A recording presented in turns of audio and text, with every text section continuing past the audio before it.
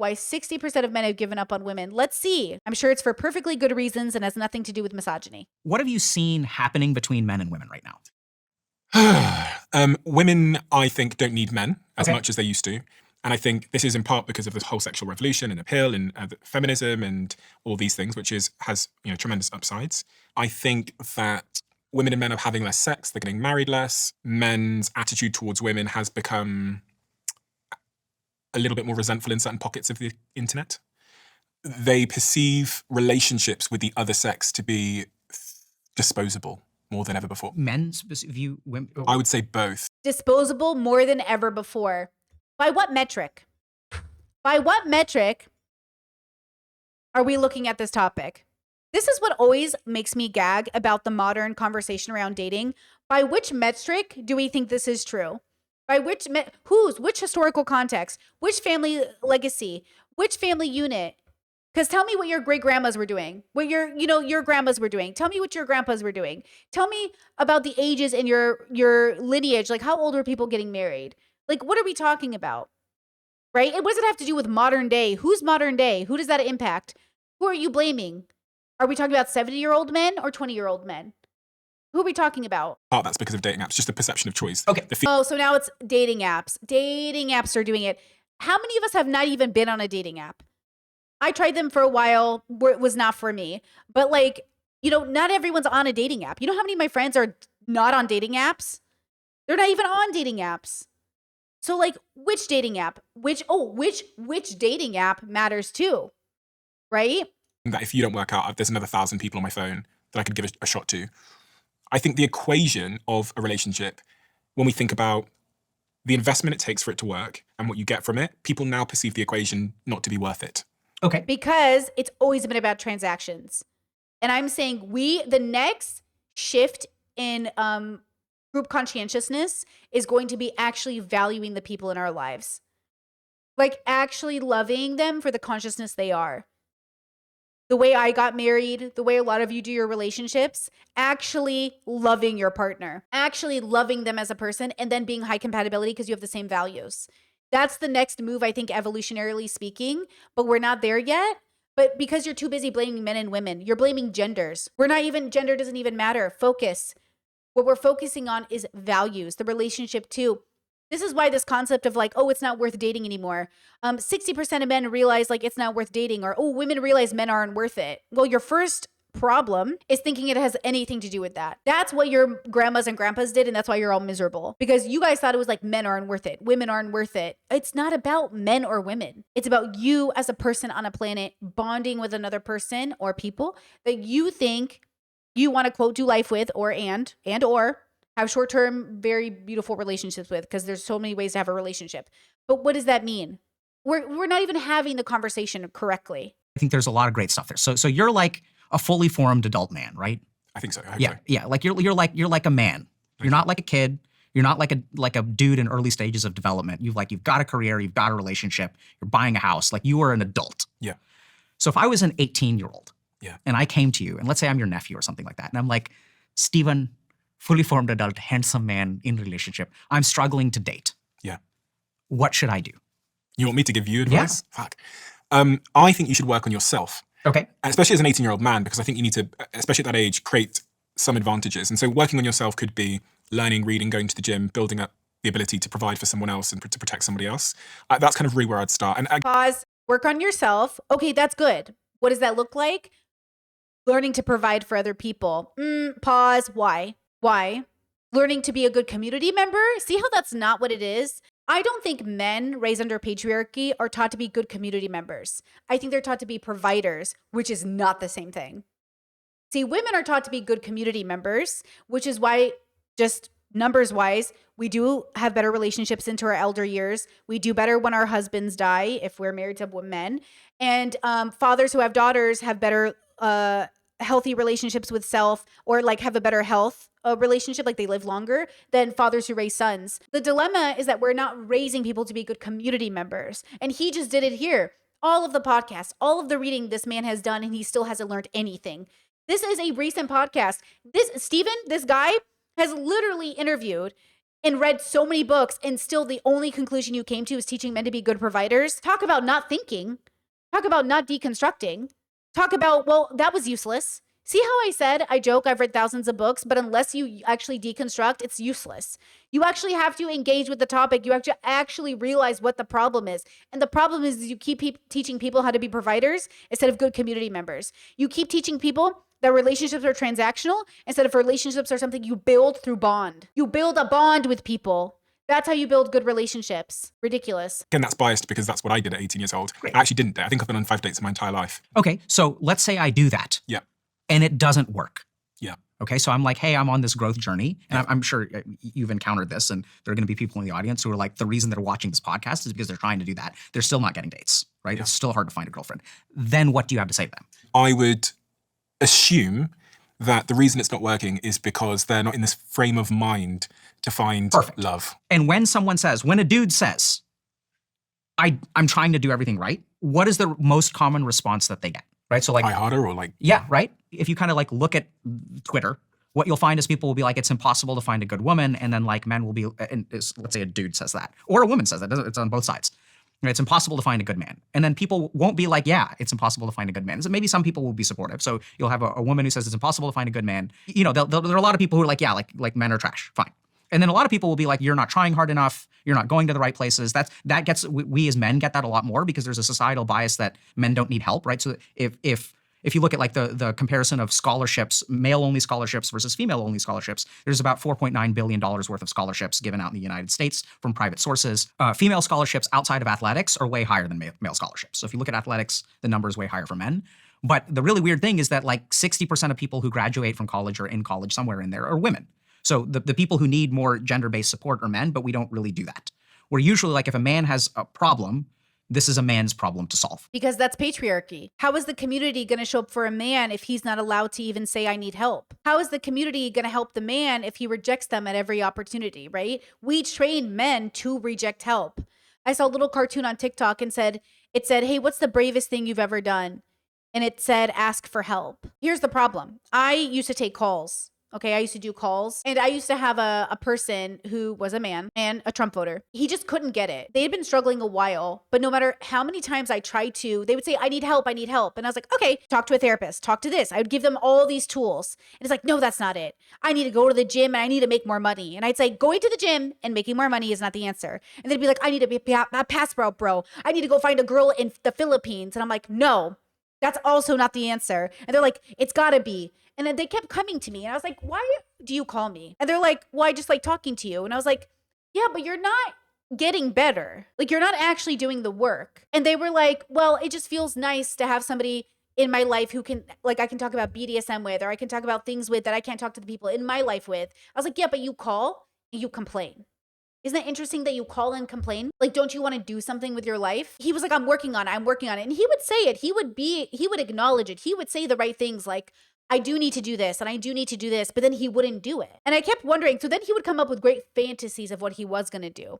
I'm going to do this and I'm going to travel here and I'm going to buy this and he would dream really big. And I'm like, instead of dreaming really big, why don't you dream really realistic? And then he'd be like, women are this and women are this and women.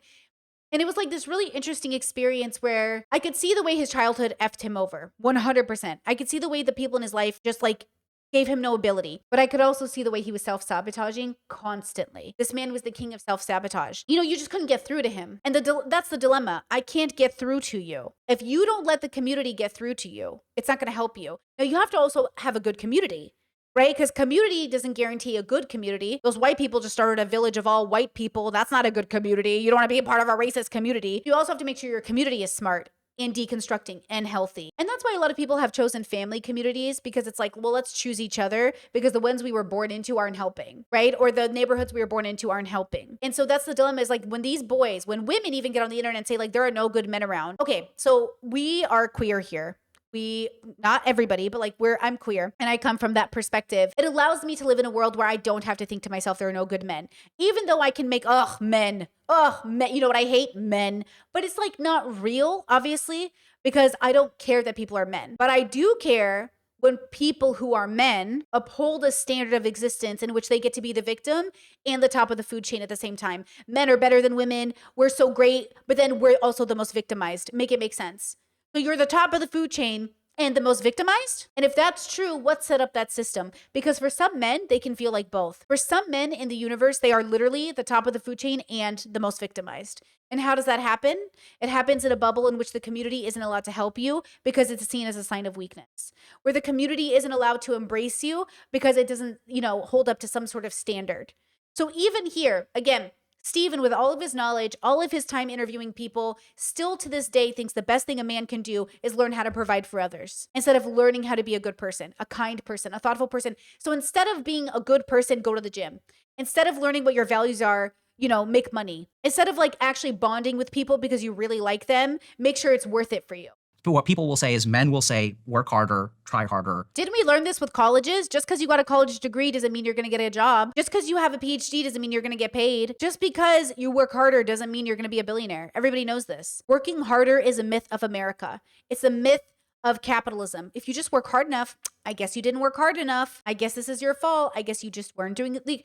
I just want you to understand, when I say do the work, I am not saying work harder. These are two different sentences. When people say you got to do the work, they're not saying you have to work harder. They're saying you actually have to engage in this action that is going to bring about a transformation. Working harder doesn't guarantee a transformation. These things are different. You're transforming. You're growing as a person. Working harder doesn't, making more money doesn't necessarily change you as a person. You're working towards actually, I used this example before, but it's you're trying to perfect a backflip. You're trying to actually land a backflip. You're not going to land it necessarily the first time, but the more you try, the more comfortable you get, the more understanding you have of it. And then one day, boom, you can backflip. And then boom, one day you can backflip every time, guarantee. And then boom, you're the guy who knows how to backflip. Okay. Your speed. It's backflip. You know what I mean? It's oh my God, he's going to backflip. It's you're that guy. But it doesn't happen just the first time. You have to keep doing it and doing it and doing it until you're the guy who can backflip every time. The problem is that these people either think they're going to backflip first time, and when they don't, they're like, I'm out, or they don't understand that yeah, you haven't got it the first 100 times, but okay, instead of working harder, actually do the work. Learn the stance, learn the positioning, understand gravity, understand how your body is framed, and flip. It's not just I'm going to try to flip with no understanding of what a backflip is. You actually have to do the work and understand the functionality of a backflip. What are the physics of a backflip? But what people do is they get into something, refuse to understand the physics of it, and then they're I guess it's not working. I've been doing this 100 times. I've been doing it every day for 5 years. It's not working because you're working harder, not smarter. And then the other thing that we're really seeing is that there is this very, very deep anger, entitlement. There's this incel movement. There's this alpha male, beta male kind of thing. And I don't know if you kind of get this, but there's a deep sense of anger, right? There's in men, and I think women feel it too. This is why women are so terrified. This whole thing about, would you rather be in a forest with a bear or a man? Bear. Did you hear about this? Right. So people would ask this question on Twitter to women. It's would you rather be in a forest with a bear or a man? And women feel safer with a wild bear than they do with a man. So I think people are picking up on this existential, and I don't know if that makes sense to you, but there's an existential cry coming from men, which can manifest as anger. I think we're also seeing reflections of this in South Korea with dropping birth rates, right? Where men are getting... By the way, I don't think anger is a problem. I think anger is an emotion. It's just as valid as being sad. When men are women are always crying, they're always in their feelings. I don't like that. Men are always so angry. The difference is what you do with that sadness and anger. If you go and key someone's car, yeah, I might be afraid of your emotions. If you kill somebody, I might be afraid of your emotions, but it's not your emotions I'm afraid of, it's your values. It's your inability to be appropriate, I suppose. I'm not afraid when someone's angry. I see a lot of angry people all the time, and their anger is often justified. And so when men say, I'm so angry, I can't get a wife, these women fucking suck. It's okay, well, see, now your anger is confusion. Now I'm confused by your anger. Because you not being able to get a wife has nothing to do with women. You must know this, but they don't. Same with women. There's no good men around. That has nothing to do with men. Men, people who happen to be men, people born male are men. This has nothing to do with them. This has to do with your relationship with how you process this information. You're externalizing something that's internal. You've dated every man? Oh, there are no good men. Oh, you know every man? Oh, there are no good women. Oh, I'm sorry, you've met every woman? Instead of realizing like, yeah, the possibility or probability of us coming into contact with a high compatibility partner isn't as frequent as we think it is, which is why we feel so at a loss. But then we also have now a reason why the divorce rate is the way it is, because we are settling. We're all settling and we're angry about it. And instead of recognizing that we're settling, we're blaming everybody else. Actually date for values and your life will change. Really, really angry. They feel really entitled. And I think this is where it's important to understand a biological difference. And we'll get to what I think is going on. So a woman does not need a man in order to pass her genes along, right? So I mean, like literally, I know it sounds weird, but like if you're a woman, you can just go to a sperm bank and you can get pregnant. Yeah. You can just have a child without, you can also argue that it's easier for women to find a man who is willing to impregnate them than it is for a man to find a woman willing to carry their child. But I mean, literally, we live in a society where women can just procreate if they feel like it. Yeah, but women are also encouraged to procreate where men are not. It is usually I hear the criticism come from men and women like, ew, you're a man and you want a baby? What do you want a baby for? It's like they're suspicious of men who want children. But if a woman has a baby alone, they're like, oh, is it because you couldn't find a man? How we react to men wanting to be fathers is important. And yeah, sure, have I had men in my life who are like, oh yeah, I think I might want a baby. I was like, why do you want a baby? Because I know they have some shit they have to deal with. Not necessarily the scary stuff, but stuff that I'm like, hey, you shouldn't be raising a baby. So we have to recognize that even as a society, we look at men. Wasn't it Andrew Tate or which toxic predator man said a man who wants to spend time with a baby is gay? Was that Andrew Tate? He doesn't really believe that, but it is something people do believe because Andrew Tate doesn't believe anything he says. He's a grifter and a liar and a predator. So there's a fundamental power balance there. I'm not saying it's right or wrong. I'm just saying it is what it is. So I think what we're starting to see is actually like a mass extinction event. We are seeing natural selection for a group of men who have no options. Many years ago, I was a loser, and the world that we lived in necessitated my entry into third spaces. I had trouble talking to girls, but I was forced into college. When I got my first job, it was serving ice cream. I was forced to interact with girls. I was active in a summer camp where I met girls, was forced to talk to girls. So I sucked at talking to girls, but the world that I lived in was structured so that I still had to talk to girls. Well, that's the problem. We're raising our kids to even think it's weird to have male and female friends, like, or boy and girl friends, or gender nonconforming friends. Like, it shouldn't even be weird for you to talk to a girl. Why do boys even grow up in a world where they struggle to talk to girls? Your parents are failing you. Our parents are failing us. Your parents have failed you if you are not comfortable talking to a girl. Something has gone wrong in your childhood because it shouldn't matter if you're talking to a girl or not. You are objectifying women at that point. You're saying, oh, it's a girl. I'm talking to a girl. What are we doing? Like, we are ruining our children by getting them even worried that, like, it doesn't make any sense. Like, we are failing as parents, right? Just as we segregate kids by sex starting at 3, it's insane. It's insane. And that's why everyone is so afraid of each other. And this is why I'm saying, like, I'm not interested in adult spaces that segregate via sex. That's why I don't want to interact with them. Because I'm like, I need to be able to be in a space with everybody I love, regardless of their gender. Regardless of their gender. Now, their views, I get it, their views, but their gender, because your gender doesn't, here guys, if your gender doesn't matter, if you have the right views. Your gender only matters if you have the shitty misogynistic views. Your gender only comes into play when your views suck. If your views don't suck, your gender doesn't matter. Because if you have the right views, you won't be the person who's in a group of people saying shit about the other people in the room because of gender. Because if you've deconstructed, your gender starts to matter less because it's not the thing you're using to judge other people on. You're not using it to discriminate against other people. That's why people don't want men in certain spaces. Because if you're a man, you've probably not done the work. But if you're a man who's done the work, then why wouldn't you be able to come or hang out? Because at that point, it doesn't matter that you're a man. So as adults, when we have segregated spaces, I think a big part of it is because we're still traumatized and we haven't done the work.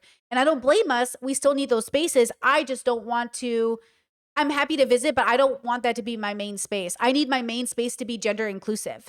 I had no option to retreat from interaction and painful interaction with the opposite sex. I think literally what we're seeing, because all this stuff started to get really bad during COVID.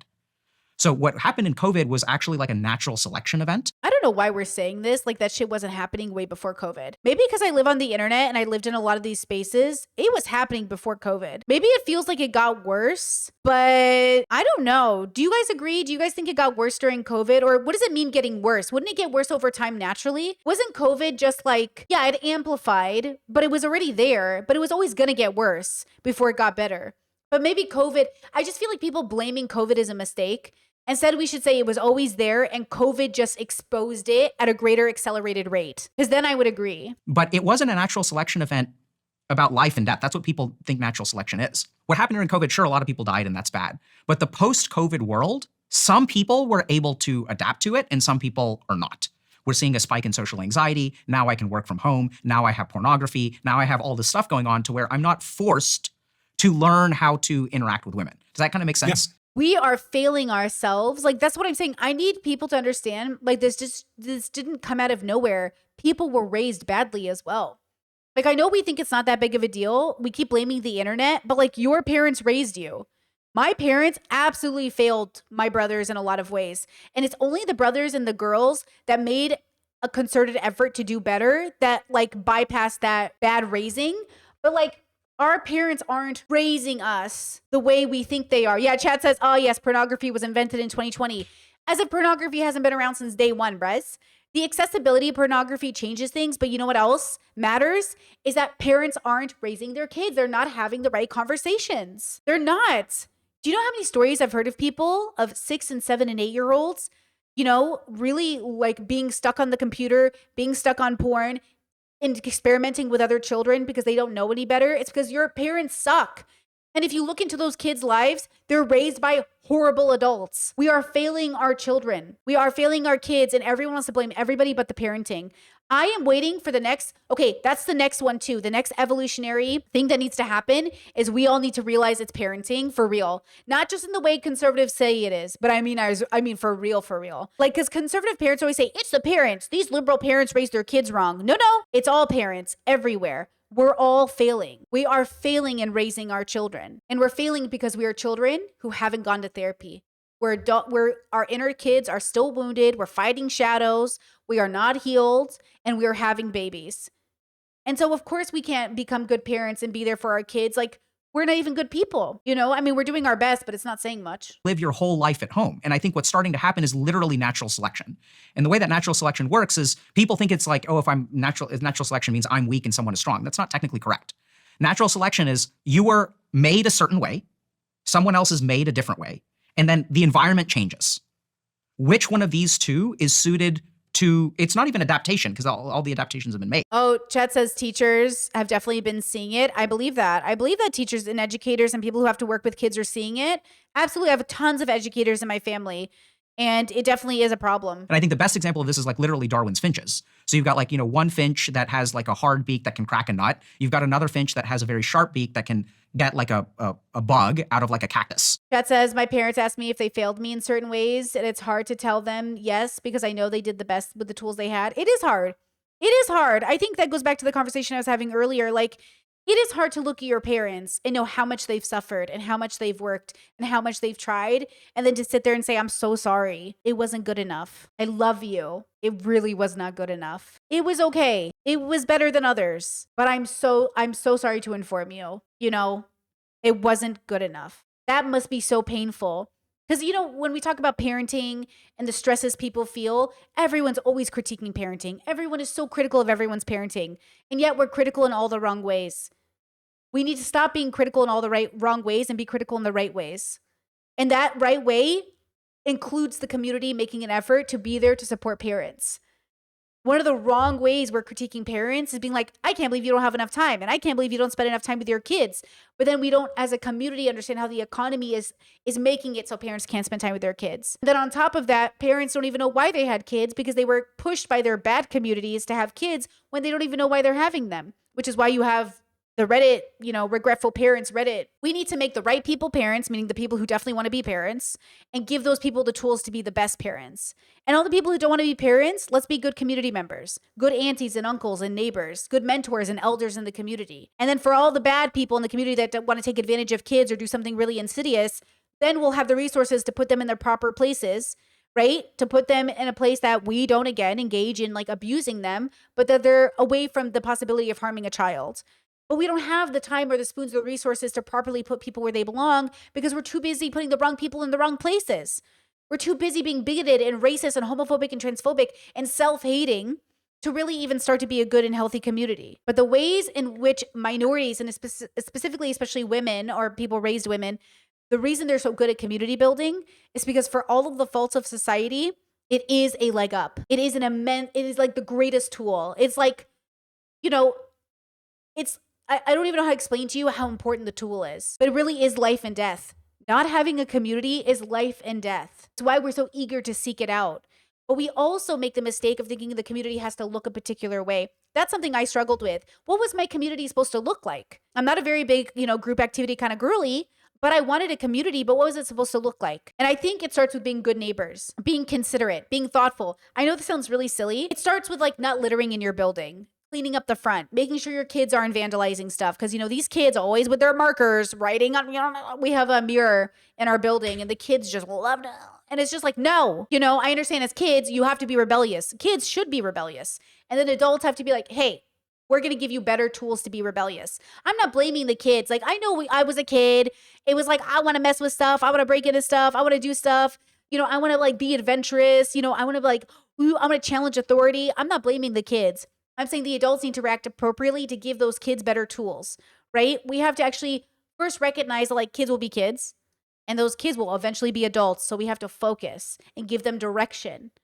I think a lot of the people that are adults now were never given that direction, never given third space tools, never given community tools. They were never socialized. A lot of people are shocked to hear that I was homeschooled, but that's because, or some people aren't that shocked, but my parents heavily socialized us as kids.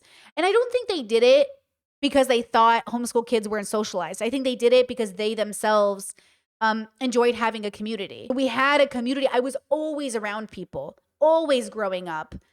And it really helped. To this day, I still am in contact with people I knew when I was 5 and 6 years old. If I really needed to, I could make a phone call to those people and be like, hey, I know I haven't talked to you in 15 years, but I kind of need a favor. And that's because you stay in touch in different ways through the years. Like different things connect different communities. I know this sounds weird because you're probably like, well, what's the difference from a community that you can call after 15 years and a community of people that like you don't talk to and you knew them 2 years ago? And the difference is the community effort, building the bonds with the right people and calling on the community for the right things. This is learned behavior that I'm telling you right now might feel overwhelming to learn, but the nuances are hard to pick up on, but they're there and it differs, right? I think that's what the people are struggling with. How do I tell the difference between the different types of communities I belong to? You have to really go to somebody who knows. Like, I feel like sometimes I should do seminars on like how to build community as a person who's like maybe not even much of a community person, or like the different types of communities, right? Chet says, did your parents cultivate those relationships or is it because you live near them? Both. Most relationships, most social structures, most community efforts exist because you live near people. But just because you live near them doesn't mean you don't still have to make an effort. I lived in a cul-de-sac and the cul-de-sac would have parades together. We would have the kids work on yards together. We would do like game days once a month. Like our families help orchestrate, like we would do potlucks with the whole neighborhood. Though that took our parents doing it though. Like the kids and the parents, like we came together because we all live near each other. Now, when people move, things change and you cultivate it differently. Every place my parents have ever lived, they've always introduced themselves to their parents, to the neighbors. Like every place I've ever lived with my parents, we've always known everybody around us. And my mom always did that for safety. She wanted to know who her neighbors were. So my mom would know like who was safe and who wasn't safe. So she did it on purpose. Knock, knock. Hi, we just moved in. Knock, knock. Like at least anybody in the vicinity. And I would do that too, usually, like in the neighborhoods I lived in. I would go door to door and be like, hi, I just moved into the building, and in the neighborhoods I did it in, it always benefited me. Like one time I needed flour from a neighbor and one time they needed something from me. And it was nice to just be like, hey, I have it, no problem. And that's like build a community and you see them and you start to learn their name. And that's just creating a safety. You're signaling safety to everybody, but it does take time and it does take energy. And sometimes it feels like you don't have it. But it starts with you making the effort, and that's why it's so hard. It is hard, guys. I ran into a lady in my building, And her English, like she went from Croatian to English so quickly. I was like, oh my God, girl, you're English. And she was like, I know there's so many Americans in this building. I was like, I'm one of them. And her English was so good. And I was laughing. I was like, oh my God, your English is so good. And she was just like, well, you know, I'm young. I like keep up. And like, I was complimenting her on her kid and her parenting. And like, I was building a bond. So now if I ever see that lady again, I'll remember her kid. She'll remember me. Now we've made contact. Now we're not just strangers in a building who don't talk to each other. We're building a bond. It's not close. She doesn't have to come over to my house, but it sends a signal that I have neighbors in the building I can like remember. So you get to pick and choose how close do you want to be to your neighbors or how much of a bond are you making with them, right? Nobody has to be your best friend, but they have to be reliable. You have to be able to rely on them to be like, I know you, you're my neighbor. That's why it can be such a betrayal when you find out like your neighbor stole from you. It's like, I know you. We live in the same neighborhood. That it should feel like a betrayal. But I think you bring down the number of those chances happening by humanizing each other to each. Like, I think those chances go down when people humanize, when people have a relationship with, right? I think a lot of parents that have bad relationships with their own kids, they'll say, you're my kid. How could you do this to me? Yeah, well, you're their parent. How could you do that to them? I think it's very rare for people to be actually like evil or bad. I think most of us are just like, we're brought up wrong. And it takes I think we don't get enough credit for how much work we do to fix the wrongs in which we were raised. Because people think, oh, what do you need it? You're so silly. You go to therapy. It takes a lot of work. And I commend all of you who have done that work.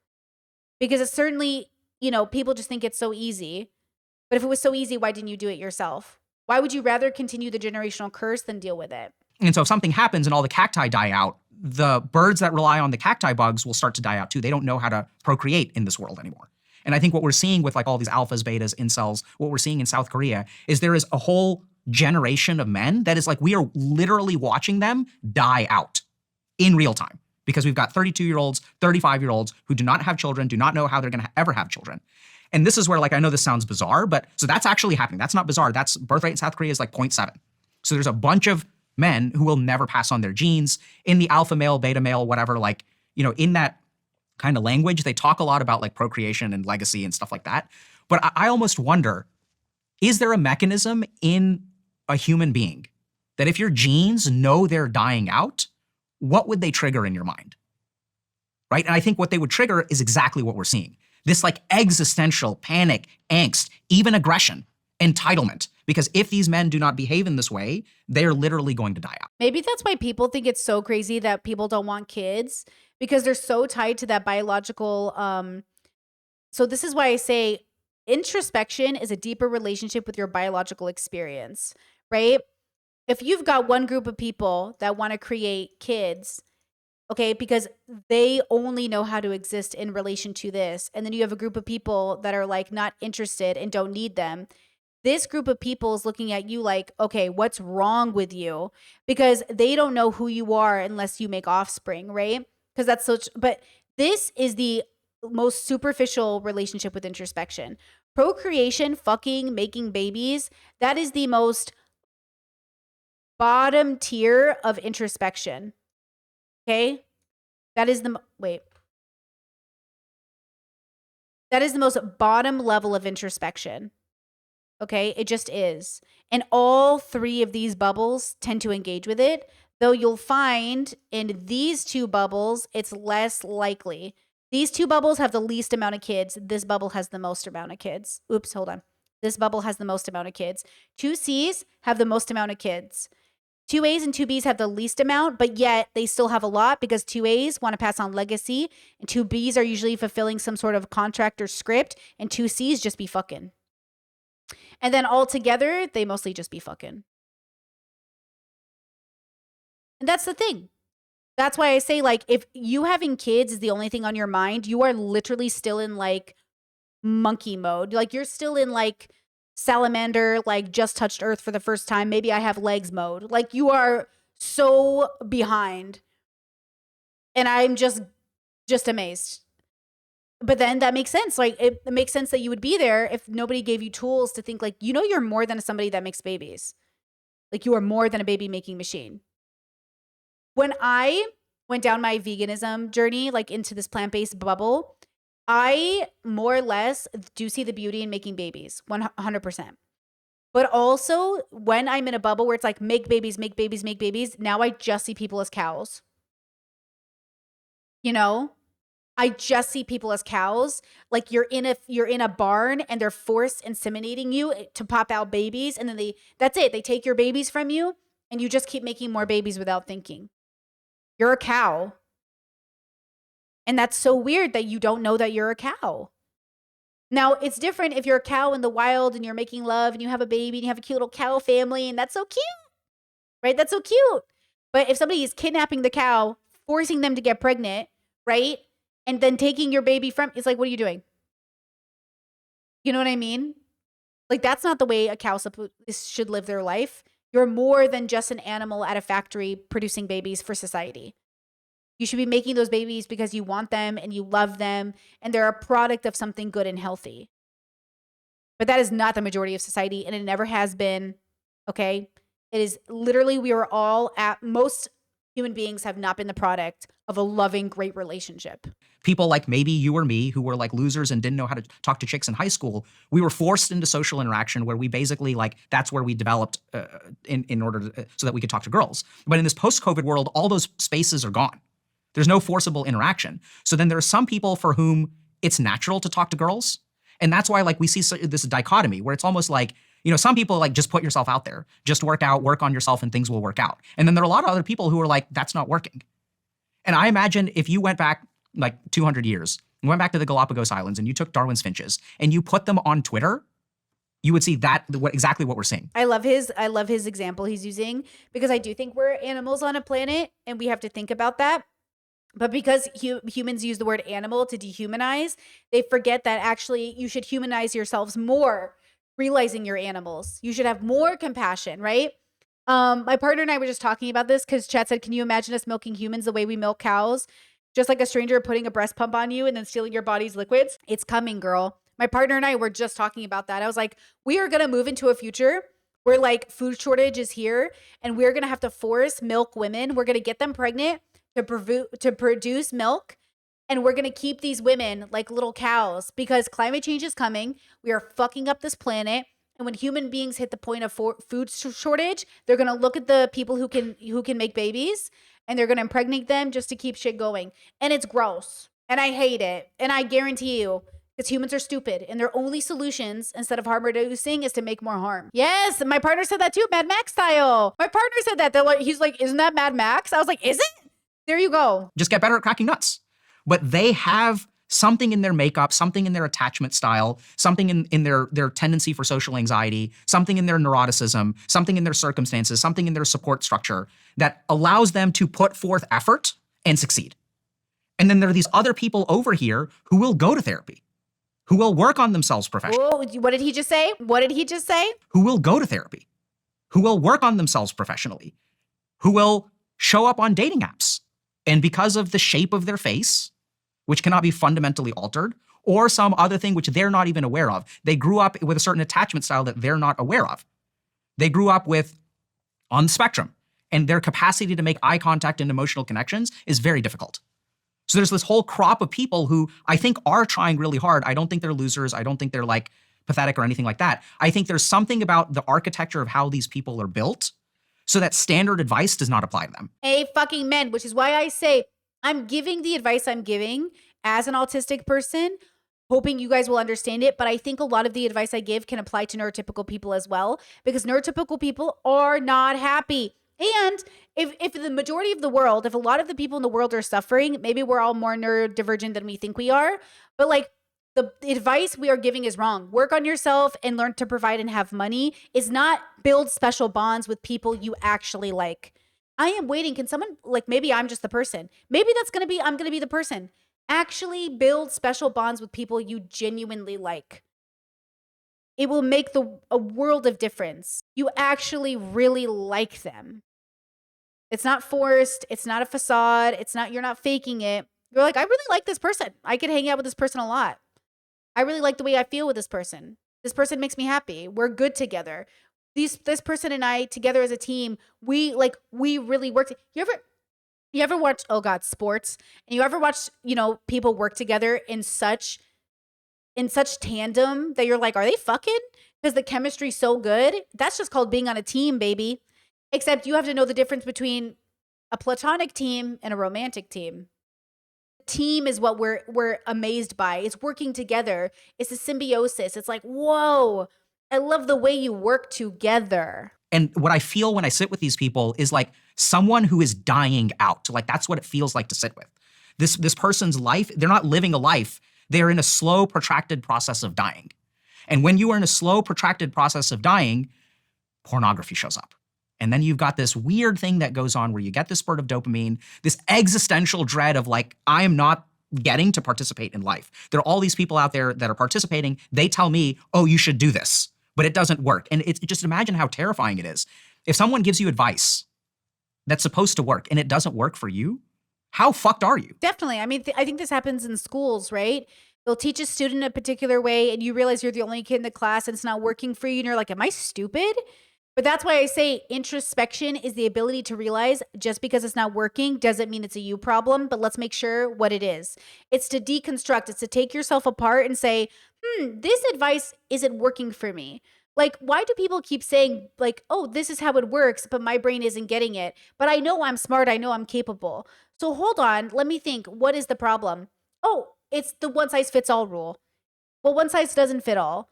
And I realize I'm the size it doesn't fit. Okay, no problem. How do I actually have the life I want? How do I find on this planet of 8 billion people somebody with some sort of construct that looks more inviting to who I am as a person?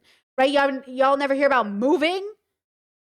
That's why I say, like, you guys never thought about, I don't know, moving to a different culture, a different relationship? No, because like you don't even know that's possible. In your head right now, it's not even possible.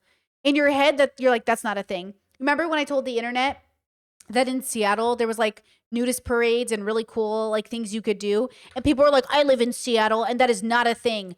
Girl, just because you don't know what's happening in your city doesn't mean it's not happening. Okay, I just talked to my Seattle friends. They were just telling me about the parades that are literally sanctioned by the city. The city knows it's happening. It's done through nonprofit. Like, I'm sorry that you don't know what's going on in your town, but it's happening. And that's the thing. People think, well, I don't know what's happening, so it can't be happening. And that's a fault in themselves. That's not a fault of society. That's your fault that's your responsibility rather, that you actually think you know everything that's going on in a city. You do not know what's going on in your city just because you live there. Not everyone is integrated into the place they live. That's the answer. It's like some people have cancer, we give them cancer treatment, they get better. But if some people have cancer and everyone's like, hey, do this chemotherapy, and it doesn't work, then how screwed are you? Chat said there's a nude biking parade in my city every year. Girl, that's what I'm saying. Woo woo. Yes. Discourse said Dr. Honda lives in Seattle and talks about how progressive it is. Yes, it is, girl. This deep existential loss, this desire for connection is somehow like intersecting with pornography. Because I think pornography. As a SW, I don't like the idea of it being about pornography, but I would say that it's not the pornography's fault. It's our relationship to it, obviously. And I would say if you want a better relationship with it, you have to deconstruct the idea that humans are automatically sexual or owe you something or only are about sex. If you're dealing with a man who only thinks relationships with women is about sex, like, okay, first of all, we got to start there. That person's going to have a horrible relationship with pornography. If you're dealing with people that are like, yeah, human beings aren't inherently sexual, or that hear me say this, I would argue that pornography isn't even inherently sexual, because what I view as sexual is different. My relationship with the word sexual has completely transformed over the years. I would say that I've seen porn that I didn't find all that sexual. We are all having different relationships with it. And that's what I want people to understand is like, just because you only think there's one way to have a relationship with something doesn't mean there is, whether it's gender or race or pornography. Addiction has a spiritual component too. And if you talk to people who are addicted to pornography, they can feel it. They feel like spiritually like empty. They're like, I'm not doing anything. Chat Discord said, why is he blaming porn in and of itself? So Dr. K does come from a boy bubble. He works with boys, and boys are having a crisis in relation to pornography. And I think Dr. K is right to talk about it in this context, in this way, because I think if I got Dr. K alone in a room, he would talk to me about it differently. But because here's the thing. When you know your niche, when you signal to your niche, you have to speak to them in their language, right? So he has to bring up the thing that is the kryptonite to boys right now. Boys are kryptonited by porn. Okay. Same thing with my audience. Like people will say, Brittany, why do you say like men this and men that and men this? It's like, I'm not blaming men. I'm blaming the patriarchy. Dr. K isn't blaming pornography. He's blaming our relationship with self, but it's meant to signal, I think, to his core audience. I think that's what he's doing. Like, yeah, I think that's what I don't think he literally is blaming porn necessarily, but I think he sees it as the biggest problem right now for people. So this might resonate more with his audience. I don't know. What do you think? So one of the two variables that correlates with pornography addiction, the two strongest variables that correlate with pornography addiction, one of them is a sense of meaninglessness in life. There you go. See? He did it right there, baby. It's not the porn, it's the correlation.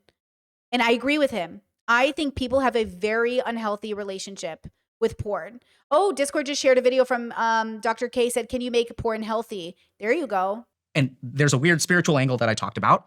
But the other really simple thing is, if you want to stop watching porn, you need to have a reason to stop watching porn. And the problem with porn is that you can be kind of like living your life. Same with, when you're dating a shitty person or you're seeing a person in a situationship and you're like, it's just in my life, but I know it's not good for me. You have to kind of have a reason to stop seeing them though. And unless you have a reason to stop seeing them, you're just gonna be like, but the sex is good. But I kind of like hanging out with them. You have to have a reason. For me, my reason is my values. The reason I talk about values is because they are fundamentally my reason for everything that I do. Now, my values are always shifting and growing as I shift and grow, but my values are sort of my code of conduct, my little beacon in the darkness, So that's what I want you to do. That's what I want you to figure out for yourself. Like, what is your why? Why would I stop watching porn? Yeah, but like, why am I stopping? I remember when I got chronically ill and people would say like, oh, you have to stop eating this food. And I was like, why? Like, I have to know why I'm doing it. If I don't know why, I'm not going to stop doing it. I have to have a reason. Why am I doing it? And then in the in-between hours, when you're like back from work and before you go on a date, or maybe you're swiping on Tinder and no one's really answering or whatever, like you just have these hours in the day where there's nothing going on. You're not living for anything. So you might as well jerk off. I mean, there's a lot that I'm thinking about. The first is, if we go back up to your point about this being a bit of an extinction event, it poses a question about like, what do you do about that? Mm-hmm. You said also people are trying to implement the advice, but it's not working. Mm-hmm. Now, does that mean that that's a question of like motivation, discipline? Is it bad advice? What do we do there? And the third, I guess, question that comes to mind is, does society have a responsibility to intervene in some way to correct this? So I think, does society have a responsibility? I don't think that is a real thing. Ooh. So I have never seen society take a responsibility. Oh, girl. Oh.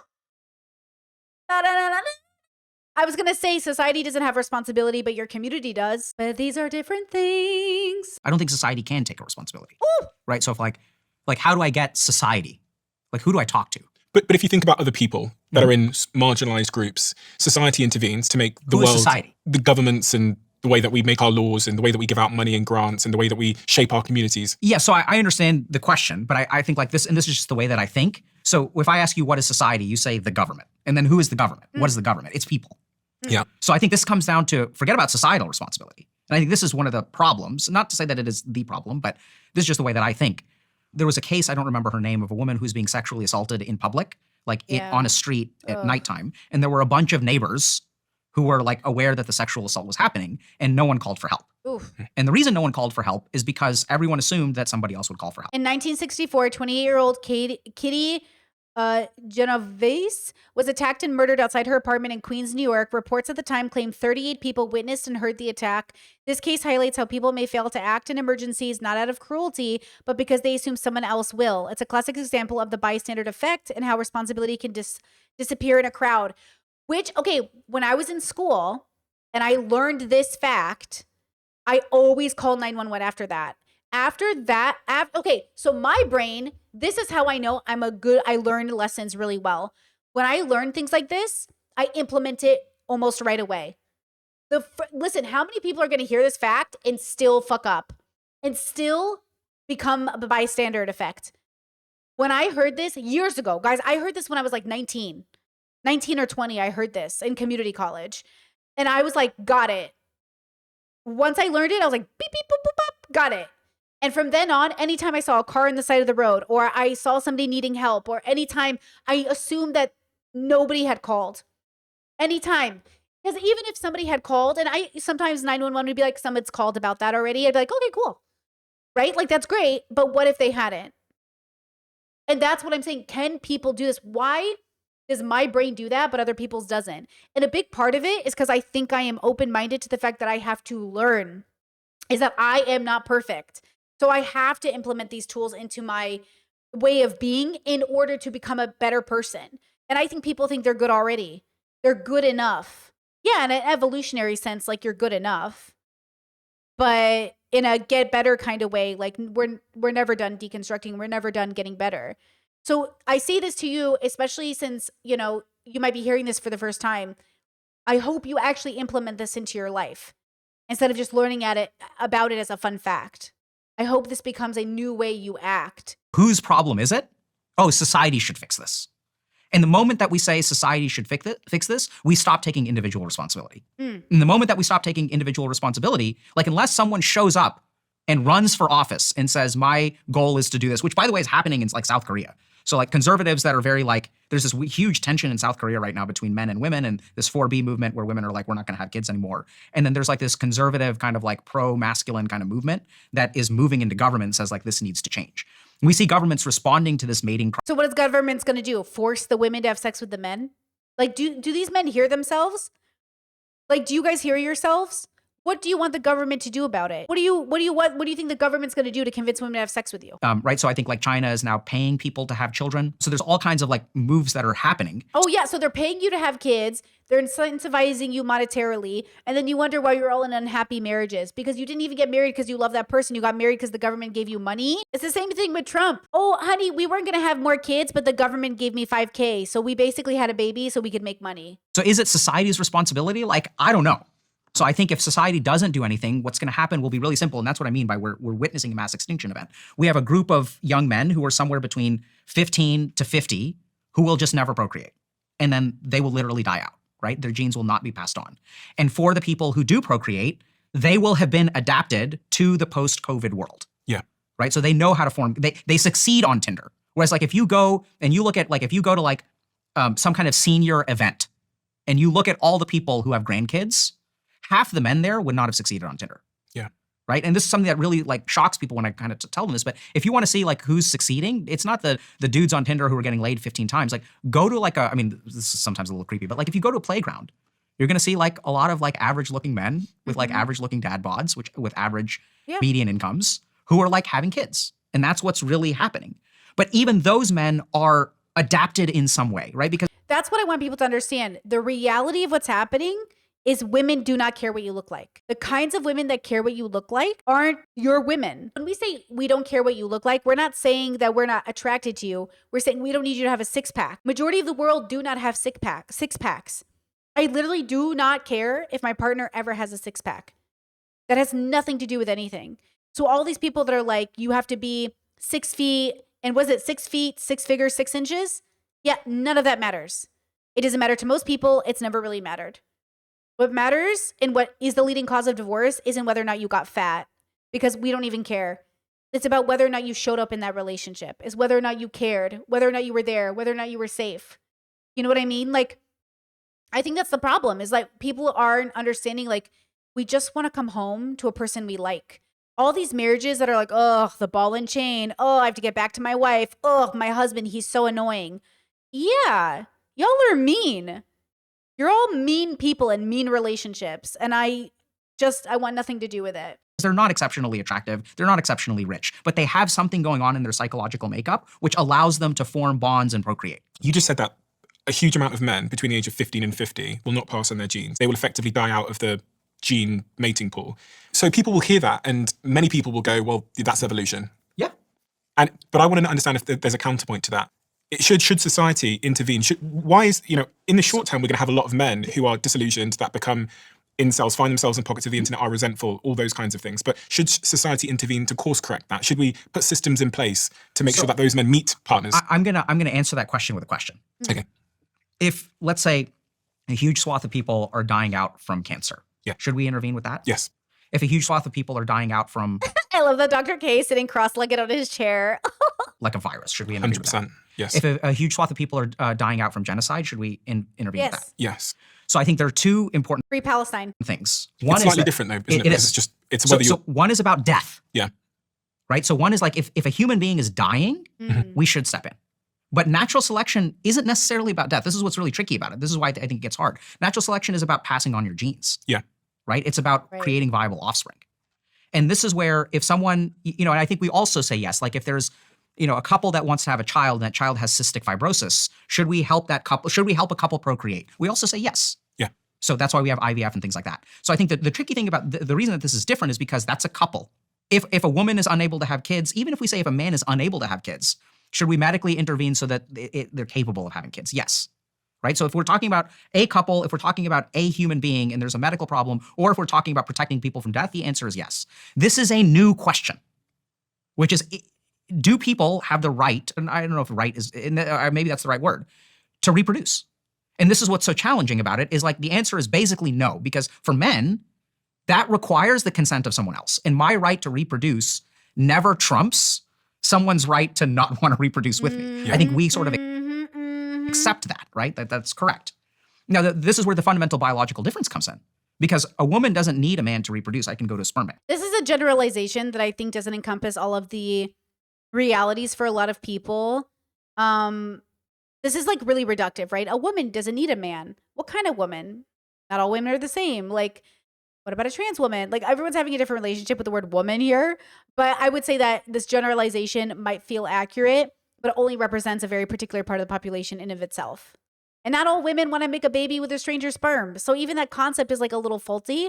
Like, most women aren't going to go out and make their own babies, because that wasn't the point. The point wasn't just to make a baby, especially when we need like people to have, like, we have so many kids who need homes. Like, that part needs to be deconstructed too. We should deconstruct our desire to have biological children. And even though it's not necessarily something that's bad, right? It's something we should think about, right? Because I think he's reducing it to make a point. Of course, like, definitely, always. Like, obviously he's trying to make it really simple, because ultimately people aren't even ready to have conversations about the fact that we should deconstruct even wanting to have babies in the first place. Like, he hasn't even started that conversation yet, because he can't. Because everyone's starting at this point of like, well, I want a child. And everyone goes, oh, you should have a child. Everyone should be entitled to a child. Yeah, legally. But philosophically, experience, I think women struggle with loneliness and finding sexual partners and stuff quite a bit as well. There's some really bad perception on the internet. So I think this is like a new problem for society, which is why it hasn't been solved. Now, that's why the track that I take, I don't know what the societal answer is. I'm not a sociologist. So what I have found, thankfully, we don't need to solve, or I don't think we need to solve that problem. Does it need to be solved? Sure. Should someone solve it? I think so. But I think what I found works really well is that usually the problem that these men are failing to adapt to can be fixed. But the problem is that the solutions that work for the people who are successful will not work for the people who are unsuccessful. These are apples and oranges, right? So like, and this is the big mistake, is that when I say, okay, I am happily married with 2 kids, but the thing that I did won't work for these people. That's been my clinical experience. My advice does not work for them. Your advice won't work for them. What we need is a different system that addresses their fundamental problems. Men, bubbles. Every bubble operates differently. Every bubble has a different tool. This bubble operates differently. We give different tools. Example, Chet says, I don't understand the obsession of having biological children. There are so many people that need help. Why does having the same blood matter? Okay. Is that a real question? Like, are you asking a real question? Because there actually is a real answer, right? It's actually incredibly important for people to have their own biological children. It's actually very important, but not for the reasons we think. Not for the reasons we think. And that's the thing. It is very important for people to have their own children. You said, yeah, I am. I don't get it. Okay. There are groups of people that exist. First of all, when you're making love, I'm going to bring it down to a romantic perspective. You're making love. You are intertwining your body with somebody else's. And in the aftermath of you making love and coming together is creating something that is a part of both of you, whether it's a life together or, in this case, a baby. And that baby is birthed from your literal love. That is one of the most beautiful concepts I've ever heard in my whole life. That a literal, like, you have the power of life. You as a human being have the power to create a living creature in the most beautiful, profound way. And if you respect that process, can end up being the greatest thing you ever did. The dilemma is we don't have the respect of it. We are not good. We are not making love. We are having oopsie babies. We're having I'm horny and you're available babies. We're having babies when our bodies are not prepared. We are not bringing life into the universe in the most profound way possible. We are bringing babies into the universe like drunk hippies at a fucking, I don't know, concert on a grassy knoll, high as fuck. You know what I mean? And the product of that is a baby. Okay? Like when you are in a position of actually making children out of love, you keep those babies and raise them. You have those babies out of love. But people aren't having babies out of love, so they end up abandoned. We're not having babies out of love, so they end up fucked up. We're not having babies out of love, and here we are. Okay? So we're having this like disconnect from the reason we're even coming together, which is why conservatives romanticize this idea of like one person for you and make a baby, but they're picking the wrong partners too. Everybody's picking the wrong partners. We're all not having a real bond with somebody. We're not bonding with people because we take for granted how difficult it is to bond with people, you know? So it's important. Now, in an ideal world, we'd all be having our own biological children because there wouldn't be a consequence to it. There's only a consequence to it now because we have babies who need homes and we're overpopulated in many ways. But if we had done it right from the beginning, we never would have had a need to adopt babies. Not in the way we think about it now. Obviously, sometimes parents die and people would take on that baby, but there wouldn't be abandoned babies. There would be a village to take on those babies. In an ideal world, we would have all had a village. We would, even in my own family, like there's no way somebody dies and those babies end up in anywhere but our homes. But in some people's families, their nieces and nephews are in foster care right now. See, in my bubble, our kids do not go to foster care. But that's because we have a little bit of a village. It's because we have a place for it. So the issue isn't having a biological baby. The issue is the context in which we are having those biological babies, right? The issue is not that we want to do drugs. The issue is the context in which we're doing drugs. The issue isn't that we watch porn, it's the context in which we're watching porn. It's never the thing we're doing. It's always why, for me. You know, why, right? Chet said, fair enough, I just don't get it because I'm child-free. Probably just a blind spot for me. Well, and maybe you're having a biological experience where it's not a desire of yours versus for people that it's a desire for, it's really important, which is fine, right? But I think that's the other part of it that's also respectable. It's perfectly respectable to be child-free. And people don't respect that. Look at the world. They won't respect you if you do have a baby. They won't respect you if you have a baby. It's like, Jesus Christ. If we're all healthy and in a right place, anything we're doing is correct. Being child-free is correct. Having a baby is correct. But we're not healthy. And so we feel like it's incorrect. Because we're not healthy, we question people all the time instead of questioning ourselves, you know? Right? Because I had what it takes internally. I was loved as a child. Like this is how deep it runs. So I knew how to give love and receive love. A third of the men that I meet do not know how to give love and do not know how to receive love. Absolutely. Pay attention to this. He knows how to even process that he was loved. Like I, through therapy, could process being loved in a really profound way. And then through philosophy, like a deep understanding of what that love looked like. I say all the time, I deeply love people, but that doesn't mean I'm going to be on the wrong side of history because I love them. But I know what it's like to be deeply loved. Your actions don't change how much I love you. For some people, it does. Like for ex-boyfriends and girlfriends, like I don't love those people anymore. Yeah, obviously. But for people that I unconditionally love, their actions don't change the love.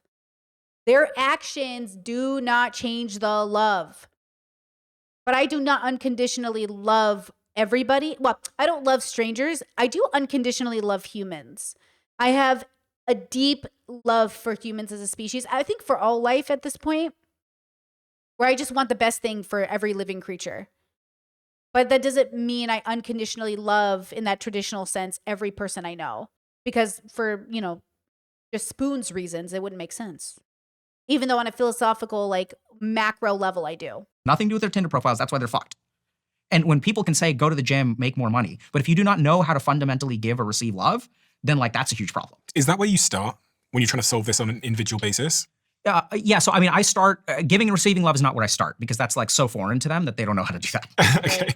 Right. So I think there are Now, and imagine how many men people are dating or how many women people are dating who don't know how to do this. And then you're like, why am I in a bad relationship? Why am I choosing these relationships? Like, love is a symbiotic relationship built off of a deep and real desire to be present in those people's lives. And it has its own limitations because we're all limited, right? And there's something about that. There's something about that. If that makes sense. It says, I still have love for my exes. It's interesting. Even though I'm not in love with them, I'll always have love for the consciousness that was part of my life for a time. I have love for the consciousness that I was at the time who loved them. But the person I am now, like if I saw them in the street, they'd be a stranger to me. That's what I mean. Like if I saw them in the street, I would not acknowledge them. I would think like, oh, that's significant. Look, I'm crossing this person I used to know in another life. And there's like a love there. But like I wouldn't also acknowledge them, if that makes sense. So when I say like unconditional love versus having love for people, I mean that like I have unconditional love for people that if I saw them even after 20 years, I'd be like, hi, like, whoa, we just ran into each other. It's crazy because like they'll never be erased from the significance, but like the love changes. I don't have the same love I had for them. I can't love them in the same way I used to love them because that love only existed as that version of me that existed. That's what I mean. Like the love had to change versus my love has never changed for my parents or my siblings. I have never not love them the way that I love them. It's always stayed the same. My bestie, it's always stayed the same. I've never loved her any different after 27 years. But for people I've dated, the love changed for sure. couple of things. The first place that I start with most men is in understanding their emotions. So we have all kinds of patterns that we engage in that are driven by different parts of us that we have no insight into. And usually this is like where the money is. So I had a great conversation yesterday with a buddy of mine. And he gave me this fantastic example, which I've seen so many times. So Chat says, really, I'd always acknowledge them. Sure, absolutely. The love is different, but it's still love. I understand the difference you're making. They're strangers now. Like they're not, I don't know them anymore. That's why. For Brittany, when I feel like I unconditionally love someone, I'm saying I know their soul. I've never dated anybody who I thought I really knew their consciousness because we didn't see each other enough. This is maybe my neurodivergence too. Like, because people would say, if you love them, make it work. That's not the kind of love that is the thing. So for me, it's like, I don't know who they are. Versus when I know somebody deeply, like their consciousness, it's not that I know who they are on the surface. Like maybe they have a different job. Maybe they like a different thing. Maybe they like a different anime. I'm saying I know them past their hobbies, past the things they do. My parents love me past the things they don't understand about me, but they still can't see all of me. But I know they love me, my consciousness, which is very different. Like they don't have to see all of me to love me. But the people I dated in the past, I never really loved them. I loved the version of them that I knew at the time, but I didn't love their deepness. Does that make sense? So it's like different. They were always meant to be a stranger in the future. Same with friends. Like with friends, like, okay, we knew each other like 10 years ago. We knew each other 3 years ago. I don't know you anymore. You know, like I don't love you, like your depth. I love you because of the surface level stuff, the things we have in common, the connection we have, the bond I have with you is only so deep. But yeah, okay, let me draw a picture of this actually because it's so interesting to me. There's different kinds of depth that I find fascinating. And I think the men in these bubbles struggle with this. There's like a depth to a human. That's all of them. Okay. And every part of them. And imagine that with certain people, you only have like so many of the understandings. Okay, but you still love them in this capacity. And imagine that somebody else loves them in this capacity, right? Like with this part of them. And then there are people who like get to love them as like the whole person. They get all of it. Okay, that's like me and my partner. I feel like we love all of it. The things that are like hobbies, you know, superficial stuff, to like deep stuff, to like things that are like really deep, right? I feel like sometimes with people, they love your core, like your consciousness, like who you are, but they don't understand these things and they don't have to love your core. Like my parents love my core, but they don't really understand these things. You know, they don't really get it. But at the same time, the people who have come into my life, let's say I meet somebody and I love this part of them, but I don't need to see like this part of them and I don't need to see their core, I'm probably going to be a stranger to you later. Even if we dated and lived together at some time. we're going to be strangers. Because ultimately, like, I'm not going to build a bond with that person. Until I see this part of you, you're probably just someone who's going to come in and out of my life. You're not inner circle. Inner circle, I see your core. I see you past this bullshit, past who you voted for, past what you've done. Even if you've done a horrible crime, I love your core, but I'm still going to call the cops. Versus strangers or people who will become strangers eventually. Fuck you, I'm calling the cops and I'm never talking to you again. That's why when people cut their family off, I have to assume it's family that they kind of know this part of or this part, but they don't know the core of. Because I could never abandon somebody I don't even know like the core of. And that means like, that's why I say I don't block inner circle. I won't abandon you, but it doesn't mean I'm coming over. It doesn't mean I agree with your values. It doesn't mean I'm not going to call the cops. It just means like I will never abandon you in a sense that I will never see you as a stranger. You will never be a stranger to me. You can always call. You can always text. You can always ask for my time. But an ex that I dated, do not call me. Do not see me. Do not talk to me. Okay? Like people I've dated, do not. That would be so weird. You are a stranger to me now. I am not available. Friends that I knew years ago, we are not friends. We are strangers. Okay? That's what I mean by it. I don't know if other people have that. You know what I mean? Right? Just as I left amicably with my exes, so it's not the same. So it's not the same cutoff, I suppose. I mean, I've left amicably with my exes. This is okay. That's fine. Valid. I know I'm explaining something that's really strange, but like I've also had exes that I was like, we had the best breakup in the world. I don't want to see you. You are a stranger to me. And I don't mean to like combat you so hard, but I mean, you're putting like the amicable part isn't the reason. That's why I'm making the like correction. You're just a stranger. That's it. Yours is valid too.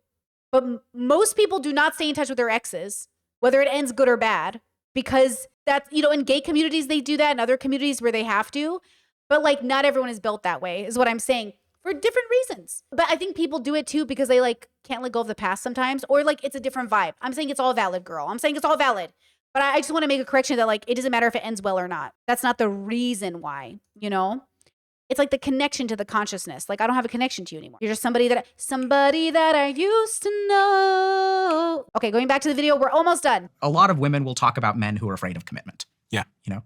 So it's like, oh, like I'm dating this person, he's great, but he's afraid of commitment. He's afraid of commitment. And then it kind of becomes like, oh, like the dude is like, he like needs to step up and he needs to like be a man and needs to like learn how to commit. So we sort of put the onus on the man. You're afraid of commitment. You need to fix that. It's a really funny thing is if you look at like women that I've worked with, they sort of fall into this pattern where they date men who are afraid of commitment. And that's why they're looking for commitment because they haven't found it yet, right? And so the really funny thing is sometimes women will select for a man who is afraid of commitment because deep down, they're afraid of commitment. So true. So I'm going to find someone who I know is afraid of commitment, Exactly. and therefore I can blame them for never committing. And Exactly. This is why I say you have to be the kind of person that isn't going to date your ex anymore or date your toxic partner, well, soon to be ex.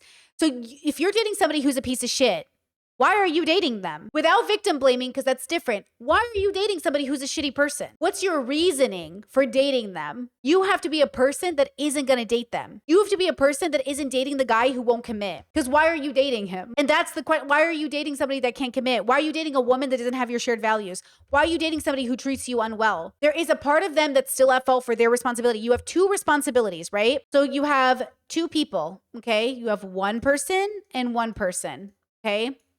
This person is responsible for their shit. This person is responsible for theirs. And when you guys come together to make a relationship, you're bringing your shit into the relationship, okay? But you are both responsible for taking your shit out of the relationship that doesn't belong there and filling it up with good stuff. But if this person hasn't worked on themselves and this person hasn't worked on themselves, all you can bring to the relationship is shit, right? So if this person, let's say, starts to work on themselves, and this person stops bringing shit into the relationship, okay? So now this person's here. They have like this really, they only have good things. They're bringing good things into the relationship, okay? They're feeding good things into the relationship. Yeah, but this person over here hasn't done the work and they're still feeding shit into the relationship. This person's going to be like, what the fuck is happening? Well, what the fuck is wrong with you that you didn't realize this person hadn't done the work?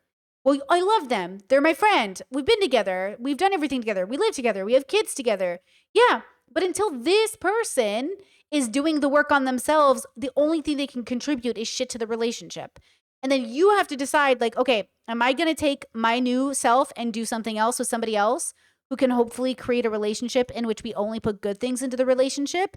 But then understand that even if you have a good relationship, you're still individuals in a relationship who have their own things to work on because you're still two people. So the relationship is different than us as individuals. And us as individuals, we prioritize the relationship but not the expense of ourselves. So we have to work on ourselves. So we bring good things into the relationship because we're building together, right? We're doing the work separate to come together. But if you keep doing the work and the person isn't, it's going to feel like, what the fuck am I doing here? And then that's when it becomes sort of victim blaming to an extent, because you're like, this person's treating me badly, but I'm trying not to treat them badly. But then I'm confused. And it's because you're not actually acknowledging them as a real person. You're almost denying the person you're dating. You're not actually humanizing them.